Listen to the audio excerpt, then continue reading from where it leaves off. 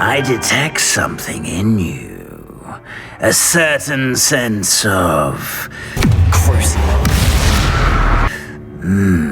What is it? A sense of loyalty? I believe myself to be a true friend. I know I value that trait in others.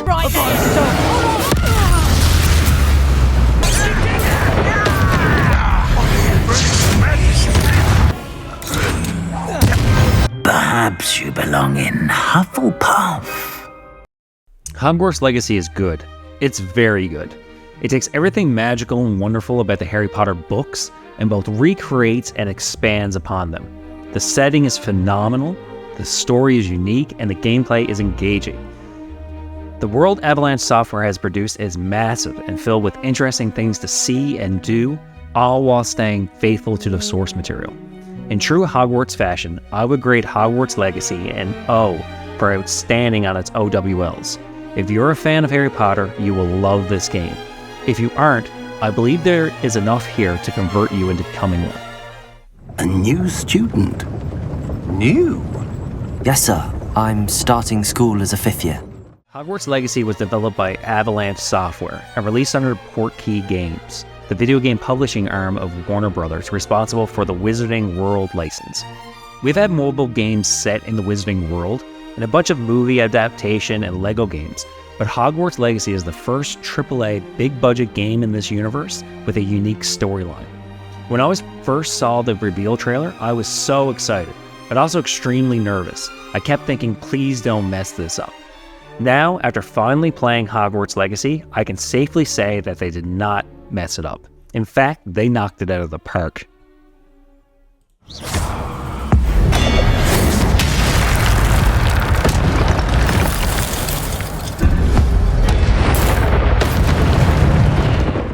How do you separate the art from the artist, the creator from its creation? You really can't. The two are inextricably linked. A creation is a reflection of its creator, and it doesn't matter if they are far removed from a project. If a game is based on a book, even if that author had nothing to do with the game's development, they're still attached to it in some intangible way. That became one of the biggest issues with Hogwarts Legacy prior to its release. If you aren't aware of the controversy surrounding J.K. Rowling, I'm going to give you a quick summary. J.K. Rowling wrote the Harry Potter books back in the Dark Ages, when social media just wasn't a thing. She made something wonderful that touched the lives of millions of people, and she became incredibly successful and an inspiration to many. Then, she started going on Twitter. I won't go into her tweets, but I have linked some articles in the description below that you can read for yourself. But I will say that the saying, never meet your idols, is as apt now as it ever was. The problem is, social media has made celebrities and creators so much more accessible than ever before. It's given you insights into their opinions that in the past they would have kept to themselves or would have been carefully curated by their publishing teams or their managers. Maybe it's a good thing now that you know if someone you look up to isn't exactly who you thought they were, or maybe it's better to have been kept in the dark. Ignorance is bliss. Who's to say? It's a problem that's only going to get worse since Rowling keeps doubling down on controversial opinions to the point where people call for a boycott of Hogwarts Legacy. I don't believe it worked. It did go on to become one of the highest selling games of 2023, but it's something that has tainted the magic of the Wizarding World, and it's a problem that they're going to have to address. Gerbold Ollivander's the name. But of course, you'll have heard of the Ollivanders, I'm sure. Finest wand makers in the world. It's a pleasure to meet you, truly. The setting is where Hogwarts Legacy shines. I was in awe of what Avalanche Software created. When you read the Harry Potter books, they describe Hogwarts as this magical place where every student loves being there. It defines their lives, and most long to go back. Then you watch the movies, and you immediately think, what a drab and dreary place. Who would want to live there? It was depressing, colorless, cold, and it just didn't feel like a home. Hogwarts Legacy isn't like that at all. What a castle is in the books is more like a palace here. The floors are shiny marble, the walls are covered in paintings and tapestries. The halls are alive with students, music, and magic. It's what I always imagined Hogwarts to be when I first read the books. I can see why Harry Potter didn't want to return home at the end of the year. While in the movies, I always wondered why he would even want to go back there. Outside of Hogwarts is an entire world to explore. A short distance from the castle is the town of Hogsmeade, a collection of ramshackle buildings and twisting streets that could only be held together by magic. Zonko's Joke Shop, Honeydukes, and several other stores from the books appear, along with Ollivander's Wand Shop, where you receive your first wand. Beyond that are a number of other small hamlets, something that, while not strictly in the books, are necessary in the game for waypoints and vendors as you explore this new world. The map is littered with things to see and do, from old castles and ruins to puzzles and camps of enemies. It's a map that works for the setting, and seeing familiar things from the book come to life is always a treat. There were complications. Complications? It seems the goblin problem has... Enough! Goblins. I've no time for rumors, Fig, and I'm rapidly losing whatever patience I had left. The story is as unique as the world itself. You started as a fifth-year student in the 1800s who mysteriously never received your Hogwarts letter when you were 11. The player gets to choose your appearance, your name, the size and shape and material of your wand, and of course your Hogwarts house. From my experience, I chose the surname Riddle because I thought it would be funny to be an ancestor of Lord Voldemort, who is my favorite character in Harry Potter. There's just something so refreshing about an evil villain that there's no redemption to them. They're just in love with being evil. You watch Voldemort in the movies, that man just loves being evil and killing people. There's nothing else there. I crafted my wand to mimic the Dark Lords, but I chose Hufflepuff House. Partially because I value loyalty and hard work, which that house is known for, but also because I thought a Dark Lord Riddle being a Hufflepuff was just hilarious. Without spoilers, there is a reason why your character didn't receive your letter, and the game leads you through a thrilling story that takes about 25 hours to complete. You'll battle goblins, giant spiders, and a variety of dark wizards during your adventure. There's plenty of side content to be done as well. Some of it is very compelling and grand as the main storyline is, but the majority sinks to the level of fetch quest. So there's a lot of go here, collect this, kill that, return to the quest skipper. Accio! Well, that's one of Zenobia's gobstones. I hardly see what all the fuss is about. There is one side quest in particular that I enjoyed more than the main story. Again, no spoilers, but it involves the dark arts, and it could almost have been an entire game in and of itself. Although there is one small part of setting that it takes away some of its impact, there isn't a morality system in the game, meaning that learning and using the unforgivable curses and dark arts in general has no consequences. I was Avada Kedavering enemies in front of my professors and my allies during quests without a single problem. They would occasionally make a comment about it, but there was no impact to gameplay. I can understand why the developers didn't want to include that. By the time the game ended, my kill count rivaled both Voldemort and Grindelwald combined. I slaughtered an army of goblins, a forest full of spiders, and a host of other evil wizards. It was funny in a way that the wizarding world frowns on the use of killing curse, but my character transfigured people into explosive barrels and yeeted them at my enemies. That's a perfectly light wizard thing to do, apparently. Cutting people in half? Sure, go for it. Lighting them on fire and giving them a horrible burning death? Here's some house points. Use the killing curse for a painless and efficient death? You go straight to Azkaban. They could have implemented something like the Spider-Man games, or even the infamous series from PlayStation 3, where defeated enemies were subdued for the authorities later. Instead, my fifth year killed everything in sight, and my punishment for my actions? I won the House Cup.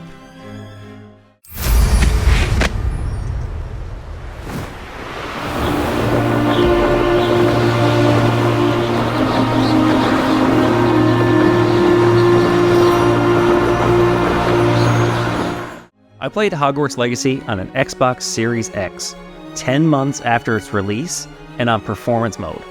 I didn't have a single FPS drop during my playthrough.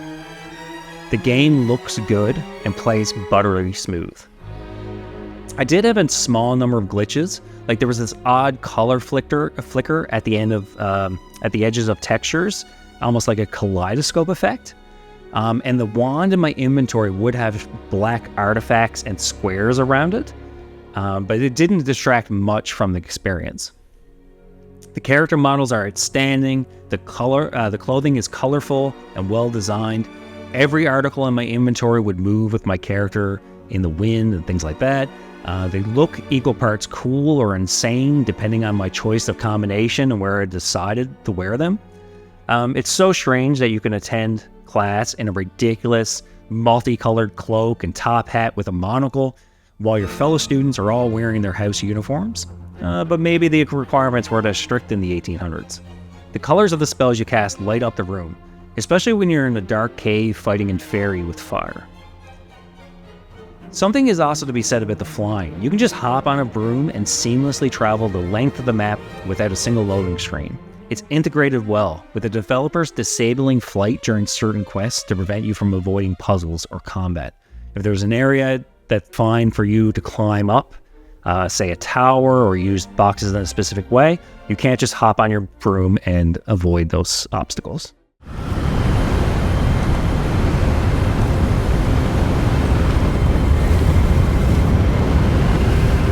Steady yourself!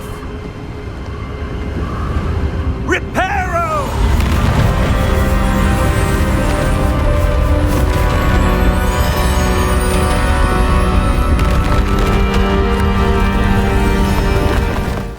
The Harry Potter movies are known for its iconic music, and several of those tracks make a reappearance in Hogwarts Legacy. But it's the new score that sets this game apart. Just listen to Hogsmeade.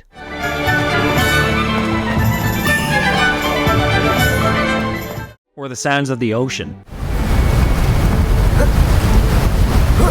Ancient magic. Or even just the ambient noise walking through Hogwarts. Revelio.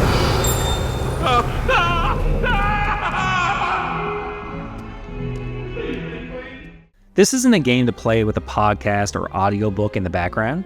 The music and sound is as part of this world as Hogwarts itself. The voice acting is good, although your character can be rather bland at times. It's not bad, and you can even change the pitch of your character's voice, making it either deeper or lighter as you prefer. The best is when you're casting multiple spells in battle. It's just a cacophony of Latin as you hurl magic at your enemies.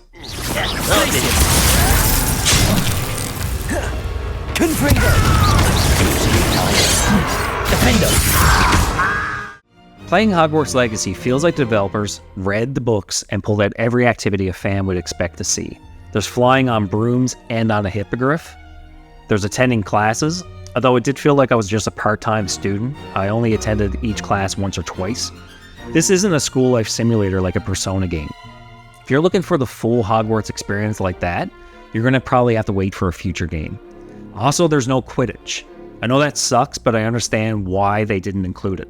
Can you imagine building everything else in this game and then also including an entire sport on top of it? But there is a bunch of spells to learn, with some for combat and others for just exploring the world. You can learn them either through the main quest line or by doing side content with your friends and professors. It can be odd at times who teaches you what. For example, I learned Bombarda, the spell that creates explosions, from the Care of Magical Creatures professor for some reason. They also require you to do strange fetch quests in order to learn it. If you want to learn Defendo, the cutting charm, you just need to use 2 different potions for Professor Sharp, the potions teacher. Weird, but okay. Or Glacius, the spell to freeze your enemies. Go fly through a bunch of balloons over the Quidditch pitch for the flying instructor, because, you know, those correlate logically. With so many spells, switching between them in combat can be difficult. You're allowed 4 spell slots, and you can pause the game and switch them out at any time. As you level up, you gain talent points that can be used to upgrade your spells or grant new abilities. You can also spend them to open up more spell slots on a wheel. You just hold right trigger, then use the D-pad to switch to a new set of 4 spells. Doing this in combat can take a while to get used to, especially when enemies can have shields that you need to break with an appropriately colored spell. For example, Wizard has a red shield, use a red colored Defendo to break it. Blue? You better have a blue colored spell in your quick slot or you'll need to switch them on the fly. It makes battles interesting to have it prepared for different encounters, or to have slots for various spells. Take for example the Inferi. The Inferi, in order to damage them, they need to be on fire, so you have to use Confringo or a fire spell, and then you can use whatever attack you want. But it can also be a confusing mess when you have multiple enemies on screen. There's spells flying everywhere, making you have to dodge or parry attacks, and break shields, and switch spells, and then try to heal on top of it.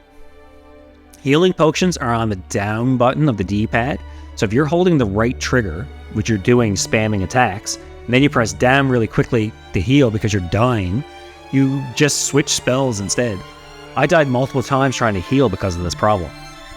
Now for the most important part. Dark magic is awesome, and you should totally learn it. Throw that morality out the window and invest in the dark arts. Not only do all the cool kids do it, but you're going to be killing people anyway, so you might as well get really good at it. It's unlocked from a side quest. Just make sure you say yes when somebody important asks you if you want to learn it. Hogwarts Castle is covered in puzzles and secrets. There's puzzle doors, there's Brazier's Delight, there's field guide pages to collect, chests to find. It can take hours to find everything in the castle. There are hidden dungeons in the world on top of that. There's goblin camps to clear, there's trials left by Merlin to test you, the list just goes on. And the rewards are meaningful as well. You gain XP for everything you find and complete.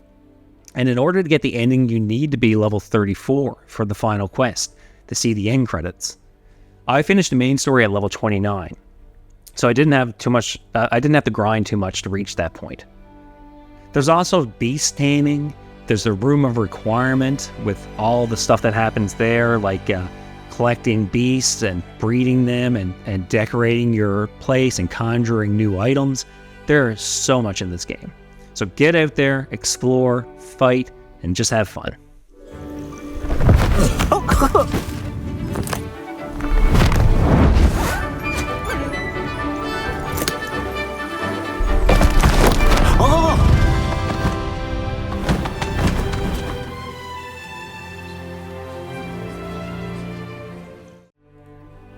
There are no microtransactions in Hogwarts Legacy.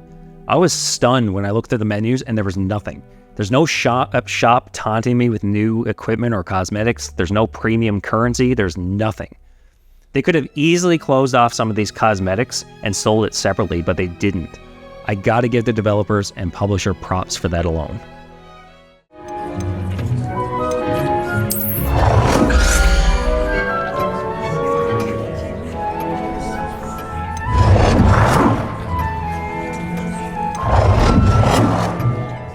Hogwarts Legacy had a bit of a rocky start when it was released. It wasn't in a good technical state.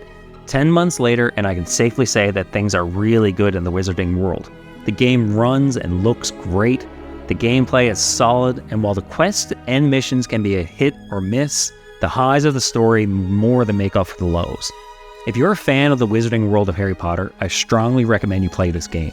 If you don't know much about it, or you weren't really feeling the books or movies, I think there is enough here for you to enjoy. As always, thanks for watching. Make sure you like and subscribe for future content.